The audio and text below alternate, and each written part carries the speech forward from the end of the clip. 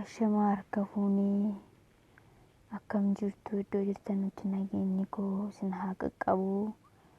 Ergaa gabaabduu waa'een xiyyeeffannoo haala hojii uffata tokko suuratti ilaalchisee wanna nama mudatarraa ka'uudhaan nama biraatiif dhaamsa kana yoon dabarsee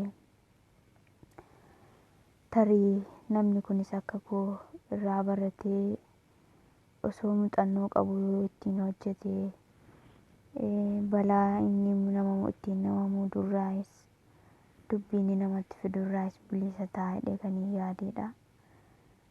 Akkuma argitan suuraa armaan gaditti sagaleen koo irratti hidhame kana nuti ijoolleen keessattuu biyya hambaa jirru namni tokko darbee afaan beeka, hojii beeka. Kaan immoo afaanis hin beeku, hojiis hin beeku.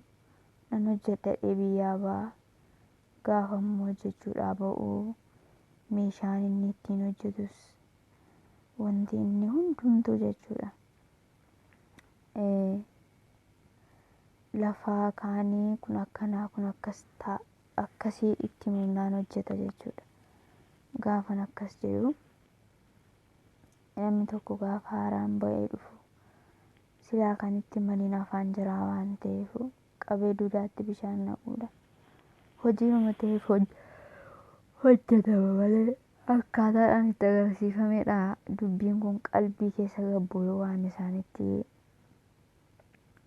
ijoollee kanatti galuu hin qabu. Amma suuraa armaan gadii irratti sagalee koo hidhu kana warra haaraadhaafis qofa osoo hin taane warra hojii kana muuxannoo kana qabullee jechuudha. In fayyada. Namni waa argee waa irraa barata. Anis nan beekaa, nan hojiin beekaa, nan hojjedha.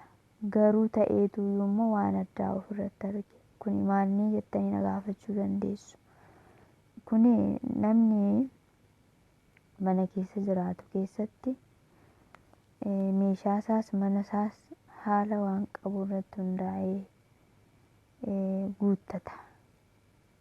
Waan isatti tole waan fedhiinsaa qabu fidata. Yoon akkasii isiniin jedhu amma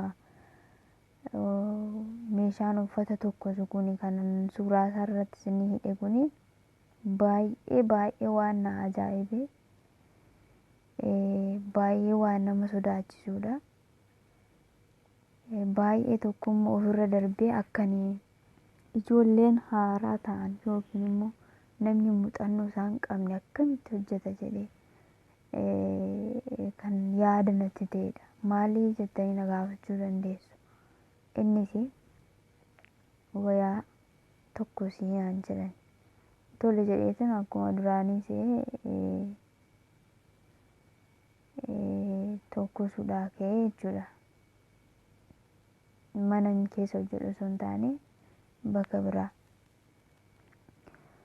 Bakka hundatti meeshaanis wanti ittiin hojjetan garaagara ta'ee argamuu danda'a. Garuu hundumti isaa immoo tokko suudhaa miti jedheetuman tokko suudhaatti ka'ee jechuudha. Jaartiin garuu gaafa natti hidhatu of eeggannoo godhee akkuma argitan kana kan banamuun peensaadha. Peensaa jechuun waan fakkeenyaaf gaazii fa'aa kana cufaa cheekii ittiin godhamaa miti wanti tokko wanti balaa uumu tokko.